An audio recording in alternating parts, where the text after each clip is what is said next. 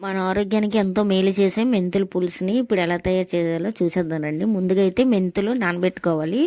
Stove వెలిగించుకొని బాండి పెట్టుకొని ఆయిల్ పోసుకొని మెంతులు అయితే గోల్డెన్ కలర్ వచ్చినంత వరకు వేపుకోవాలి. అలాగే వేపుకొని మెంతుల్లోని ముందుగా మనం కోసి పెట్టుకున్న ఉల్లిపాయలు అయితే వేసుకొని బాగా గోల్డెన్ కలర్ వచ్చినంత వరకు అయితే వేసుకోవాలి. అందులోకి పచ్చిమిరపకాయలు కూడా వేసుకోవాలి. పచ్చిమిరపకాయలు ఉల్లిపాయలు బాగా గోల్డెన్ కలర్ వచ్చాక టమాటీ ముక్కలు అయితే వేసుకొని బాగా ఏగనివ్వాలి. వేగిన తర్వాత అయితే అందులోకి ఉప్పు కారం మన టేస్ట్కి సరిపోయినంత అయితే వేసుకోవాలి. ముందుగా నానబెట్టుకుని చింతపండు గుజ్జు తీసి ఆ వాటర్ అయితే అందులోకి వేసుకోవాలి. అందులో మనకి ఇంకా చాలేదనుకుంటే కన్సిస్టెన్సీ కొంచెం వాటర్ అయితే యాడ్ చేసుకోవాలి. అలాగే యాడ్ చేసుకున్న తర్వాత మనకి ఎంత వాటర్ అయితే పడుతుందో అంత వాటర్ వేసుకొని మరగనిచ్చాక ఫైనల్గా అయితే బెల్లం ముక్క వేసుకోవాలి.